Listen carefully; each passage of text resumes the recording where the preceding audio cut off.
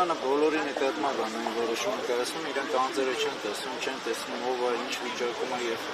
ընդհանրապես ոչ ցանկացողություն կա, ոչ գաղափար կա, ոչ հետևողականություն կա, ոչ արդարադատություն կա, իրականում այդ ամենը չկա եւ այդ ամենը մենք տեսնում ենք։ Կա հրահանգ, որ հային պետք է ոչնչացնել, դատարանը իրավական իր գործունեությունը փոխանակ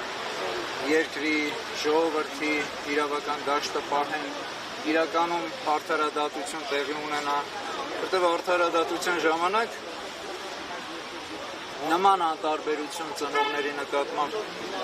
որդեկորույս ծնողների, հերոսացին ծնողների, որոնք հերոսացին զավակներ տվեցին մեր երկրին ու նահատակվեցին այդ երեխեքը, այդ զինվորները, այդ փառապանց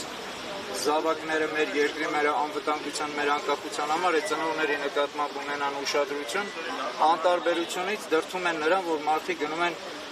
նման քայլերի։ Եթե մենք ունենանք արդարադատություն, արդարադատությունը կվերաբերվեր մեր ազգի նկատմամբ ավելի ուշադիր եւ սրտացավով եւ իրականում այդ ամենի մեջ օրենքով։ Բայց ունեն իրենք հրահանգ ոչնչացնելու հային եւ ոչնչացնում են։ Ոնց կարողանում։ Բոլոր հնարավոր ճանապարհներով եւ անհնարով։ Ումից պետք է ունենա թիվ 1 պատասխանատուից, ով որ խոսում է 4-րդ հանրապետությունից, այ դրա համար ստեղծում են իրենց համար համերգներ, որ ցույց տան, որ տեսեք 4-րդ հանրապետությունը ինչ ուրախ եւ երջանիկ է։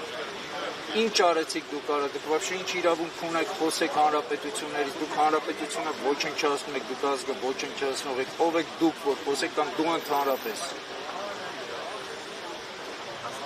Ժողովուրդ ջան, մերվել, ներել, համակերպվել նշանակում է դավաճանել։ Դավաճանել ձեր մարդկային սկզբունքները, դավաճանել ձեր բարոյականությունը, դավաճանել ձեր ընտանիքները, դավաճանել երկիրը, դավաճանել ձեր գաղափարախոսությունը։ Ոչ մի ներում չունեն սրանք, ոչ մի պարագայ։ Եվ ինչքան հնարավոր է պետք է ցույց տալ, որ ժողովուրդը համամիտ չի եւ չի համակերպվում այս բեսպրիձելի հետ։ Սա բեսպրիձելը թուրքական խամաչիկների, թուրքի դեմ չոքողի, թուրքի դեմ կզողի քայլեր։